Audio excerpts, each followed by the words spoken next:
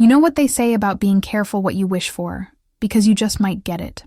My name is Sienna McKay, and I have been working as a paramedic in the Bendigo region of Victoria for the past 6 years. Let me tell you about the time our entire crew taught our penny-pinching manager a lesson he would never forget. It all started with what we called the gentleman's agreement, and ended with the most expensive 2 months in our station's history. Working as a paramedic in semi-rural Australia is not like what you see on those fancy television medical dramas.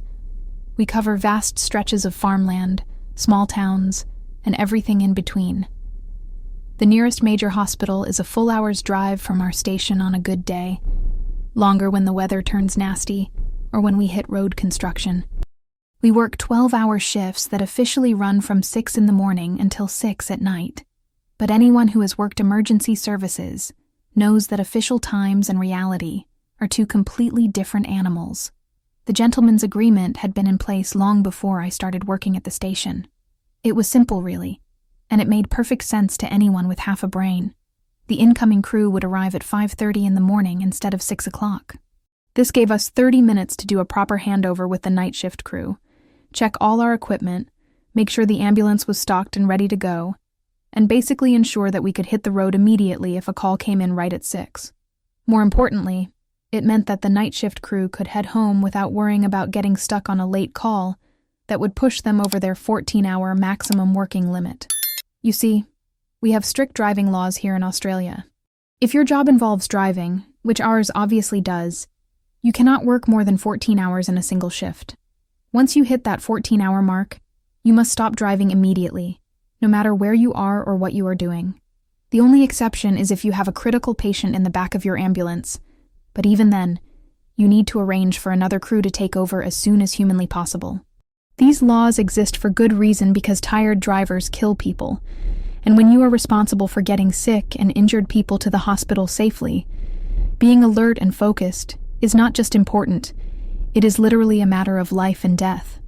The early arrival system worked beautifully for everyone involved. The night shift could finish their paperwork, brief us on any ongoing situations in the area, and be out the door by 6 or shortly after. We would be ready to respond immediately to any emergency calls. Occasionally, a job would come in during that 5:30 to 6 window, and the incoming crew would take it since we were already there and ready to go. When that happened, we would claim the 30 minutes as overtime, which was standard practice and never caused any problems with management. Our station covered a huge area with over 30 paramedics working various shifts throughout the week. We had day crews, night crews, and weekend crews, all following the same gentleman's agreement. It had been working smoothly for years, and everyone from the newest recruit to the most senior paramedic understood and respected the arrangement. We looked after each other because in this job, you never know when you might need someone to have your back. The trouble started on a particularly busy Monday morning in June. Winter had hit hard that year, and we were dealing with more calls than usual. Flu season was in full swing. There had been several nasty car accidents on the icy roads, and the elderly population was struggling with the cold weather. I had just finished a tough night shift that included 2 cardiac arrests and a farming accident that required airlifting the patient to Melbourne. I was exhausted, running on coffee and determination, and looking forward to handing over to the day crew so I could finally get some sleep. Sarah Chen and Marcus Williams were the incoming day crew, both solid paramedics who I trusted completely. They arrived at 5:30 as usual, and we began our handover in the station kitchen while nursing cups of steaming coffee. I was briefing them on Mrs. Henderson, an elderly woman in town who had been having recurring chest pains and might need another welfare check later in the day, when the radio crackled to life. Motor vehicle accident on the highway, 2 vehicles involved. Possible entrapment. Sarah and Marcus looked at each other and nodded. They were fresh and ready to go, so they took the call without hesitation. What none of us knew was that our station manager, David Thornton, had been poring over the overtime reports for the past month. David was one of those managers who had never actually worked on the road as a paramedic. He had come up through the administrative side of the service, spending his days shuffling papers and attending meetings while the rest of us dealt with real emergencies. He was the kind of guy who saw dollar signs instead of human faces, who cared more about budget reports than patient outcomes. The type of manager that every frontline worker dreads having to deal with. 3 days after Sarah and Marcus took that highway call, we all received an email from David. The subject line read, "Budget Compliance Directive," and my heart sank before I even opened it. The email was classic corporate doublespeak, full of phrases like cost optimization and operational efficiency. But the message was crystal clear. No staff should be arriving early and starting work before their official 6 o'clock start time because it was costing too much in overtime payments. The gentleman's agreement was officially terminated, effective immediately. I remember staring at that email in disbelief. David had just destroyed a system that had been working perfectly for years, all to save a few $100s in overtime payments. He clearly had no understanding of how emergency services actually operated, no appreciation for the delicate balance we had created to ensure both safety and efficiency. Worse yet, he had made this decision without consulting any of the actual paramedics who would be affected by it. The email quickly made its way around the station, and the reaction was swift and unanimous. We were all furious, not just because David had killed the gentleman's agreement, but because of how he had done it. No discussion, no consultation, just a cold corporate directive that showed complete disregard for how we actually did our jobs. If David wanted us to follow the rules to the letter, then that is exactly what we would do. Word spread quickly through our tight-knit community of paramedics. Text messages flew back and forth between crews, phone calls were made, and by the end of that first day, every single one of our 30-plus staff members was on the same page. We would arrive at exactly 6 o'clock, not 1 minute earlier. We would follow David's directive to the letter, and we would let him deal with the consequences. The first day of our malicious compliance was a disaster, and it only got worse from there. Without the 30-minute buffer that the gentleman's agreement had provided, the handover process became rushed and chaotic. The night shift crew would be frantically trying to finish their paperwork and brief the incoming crew while simultaneously preparing to respond to any calls that came in right at 6. Equipment checks that used to be done leisurely during the overlap period now had to be crammed into the first few minutes of the official shift. More problematically, calls that came in during the first hour of the shift often resulted in the night crew being held over past their scheduled finish time. Without the incoming crew already being present and ready to take over, the night shift had no choice but to respond to emergency calls, even if they were already tired and eager to go home. This created a domino effect that rippled through every shift change throughout the day. I was working a day shift that first week when we got a call at 6:15 for an elderly man having difficulty breathing in one of the outlying townships. My partner Jake Rodriguez and I had just finished our equipment check when the call came in. Under the old system, we would have been ready to roll immediately. Instead, we spent precious minutes finishing our preparations while an elderly man struggled to breathe 40 minutes away from our station. We made it to the call in good time and the patient was stable, but the incident highlighted the real-world consequences of David's penny-pinching decision. Those extra few minutes could have meant the difference between life and death for someone in a more critical situation. The gentleman's agreement had not just been about convenience or saving money on overtime. It had been about being ready to save lives at a moment's notice. As the days turned into weeks, the problems multiplied. Crews were regularly being held over past their 14-hour limit, which meant that the service had to arrange transportation to get them back to the station since they could no longer legally drive. This usually involved calling in off-duty supervisors or sending another crew to collect the stranded paramedics, both of which resulted in significant overtime costs. The very thing that David had been trying to avoid was happening on a much larger scale than before. The winter peak season made everything worse. July and August are typically our busiest months, with increased rates of heart attacks, strokes, and respiratory problems among the elderly population. Flu season was particularly brutal that year, and we were running call after call to nursing homes and private residences. The combination of high call volume and the loss of our efficient handover system created a perfect storm of operational chaos. I remember one particularly brutal shift in late July when my partner Emma Walsh and I were held over for nearly 4 hours past our scheduled finish time. We had responded to a serious motor vehicle accident just 20 minutes before our shift was supposed to end, and the complexity of the scene meant that we were tied up well into the evening. Under the old system, the night crew would have been ready to take over some of the workload, but instead they were still going through their equipment checks when we got the call. The accident involved a family of 4, whose car had rolled on the icy highway. The father had serious head trauma, the mother had a suspected spinal injury, and both children were in shock, but thankfully not seriously hurt. We worked with the fire brigade and police to stabilize the scene and prepare the patients for transport. The father had to be airlifted to Melbourne, while we transported the mother and children to our local hospital. By the time we finished all the paperwork and restocked our ambulance, it was nearly 11 at night. We had been on duty for 17 hours, well past the legal driving limit. A supervisor had to be called in from home to drive us back to the station, adding several $100s in overtime costs to what should have been a routine shift change. Emma and I were exhausted, frustrated, and increasingly angry at the situation that David's short-sighted policy had created. Stories like this were becoming commonplace throughout our service. Crews were being held over regularly, supervisors were being called in constantly, and the overtime budget was exploding.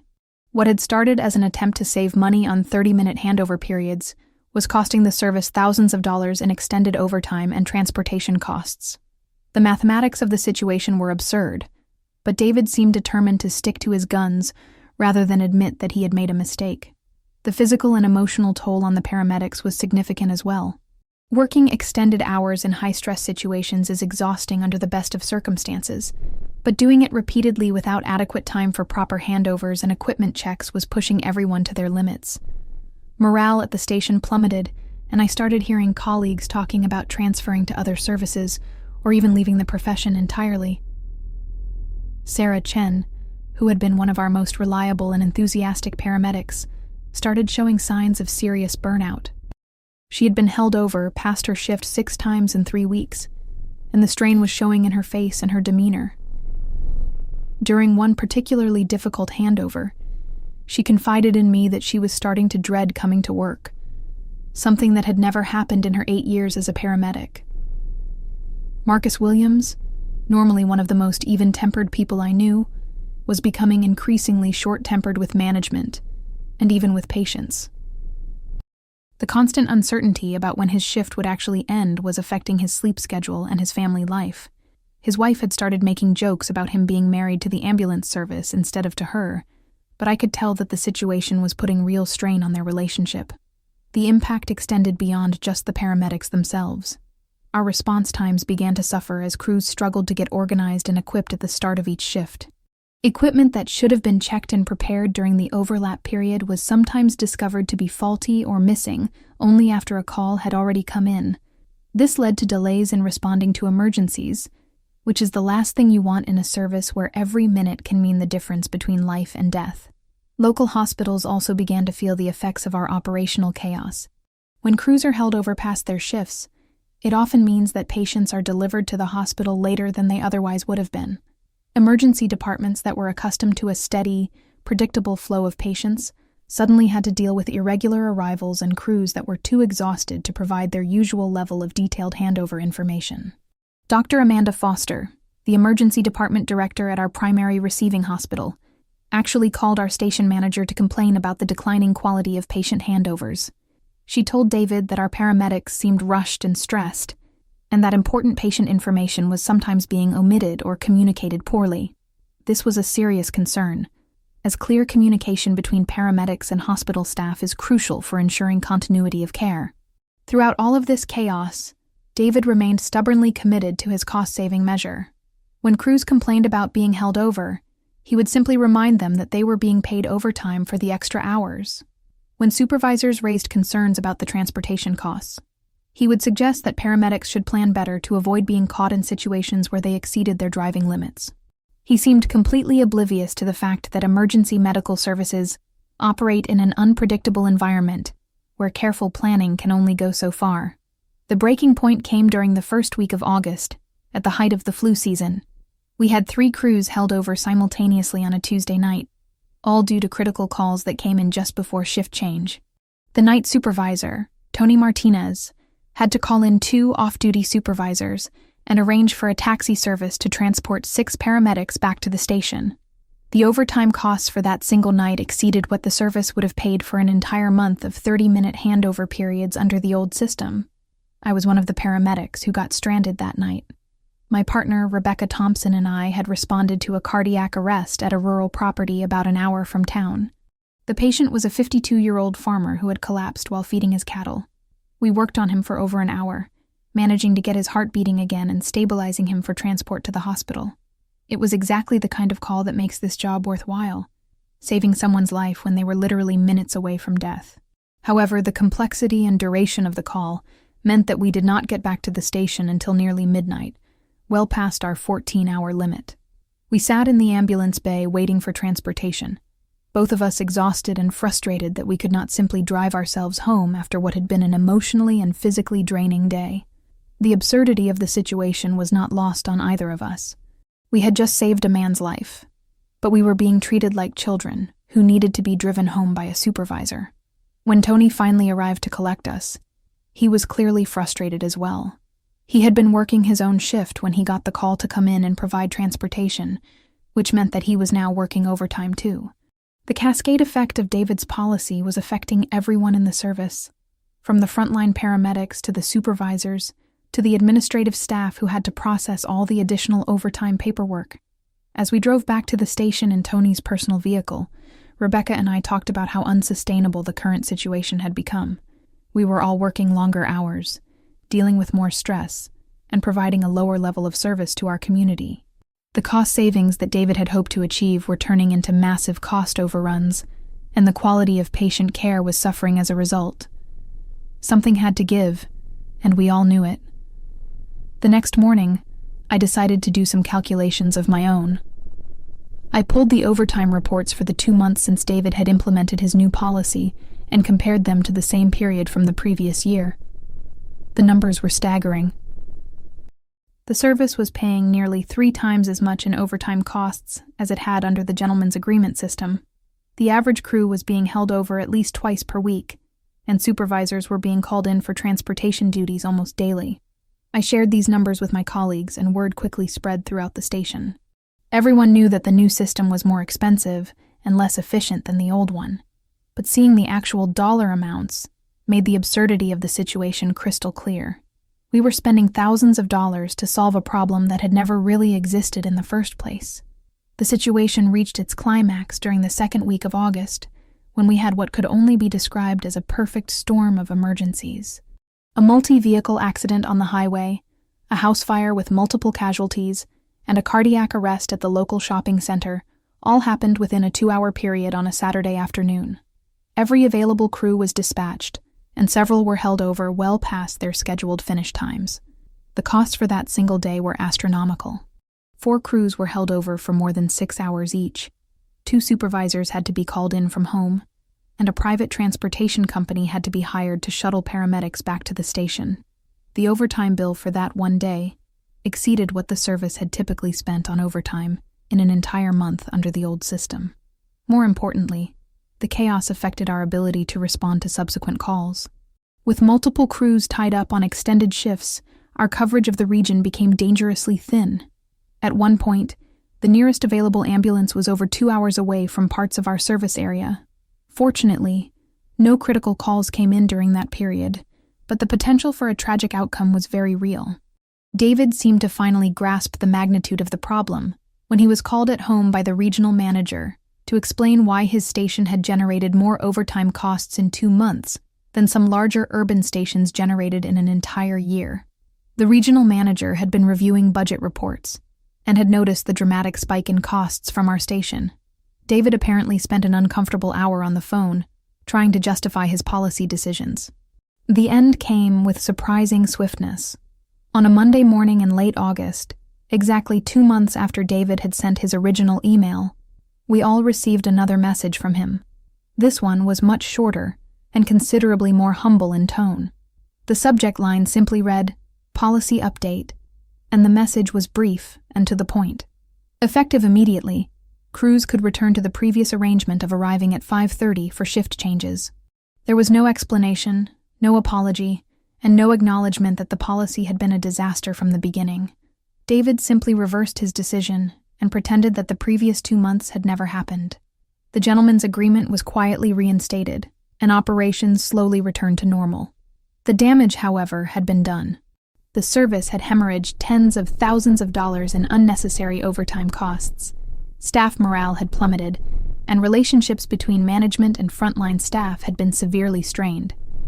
Several paramedics, including Sarah Chen, ultimately transferred to other services rather than continue working under David's management. The reputation of our station within the regional emergency services community had been tarnished by the operational chaos and declining performance standards. For those of us who remained, the experience served as a valuable lesson in the power of malicious compliance. By following David's directive exactly as written, we had demonstrated the folly of his decision in the most direct and expensive way possible. We had given him exactly what he had asked for, and he had learned the hard way that sometimes getting what you want is the worst thing that can happen to you. The gentleman's agreement was more than just a scheduling convenience. It was a carefully crafted system that balanced efficiency, safety, and cost-effectiveness in a way that served everyone's interests. David's attempt to fix something that was not broken had created problems that were far worse and far more expensive than anything the original system had ever produced. Looking back on those 2 months, I cannot help but feel a sense of satisfaction at how perfectly our malicious compliance had worked. We had not violated any rules, broken any policies, or engaged in any form of insubordination. We had simply done exactly what our manager had asked us to do, and in doing so, we had taught him a lesson that no business school or management seminar could have provided. The overtime records from that period became something of a legend within our service. New employees would sometimes ask about the time when the station spent more on overtime in 2 months than most stations spend in a year, and the story would be retold with a mixture of pride and amazement. It served as a cautionary tale about the dangers of making decisions without understanding their real-world consequences. David remained our station manager for several more years, but he never again attempted to unilaterally change our operational procedures without extensive consultation with the frontline staff. The experience had clearly taught him that paramedics are not just employees who can be managed through corporate directives and budget reports. We are professionals who understand our work environment in ways that no spreadsheet or policy manual can capture. The gentleman's agreement continues to this day, and it remains as important and effective as it ever was. New paramedics learn about it during their orientation, and veteran staff continue to respect and maintain it. It stands as a testament to the wisdom of frontline workers who understand that sometimes the best solutions are the simple ones that have been tested and proven over time. In the end, David got exactly what he asked for, and it cost him far more than he ever imagined it would. Sometimes the most effective form of revenge is simply giving someone exactly what they think they want, and letting them discover for themselves why they were wrong to want it in the first place.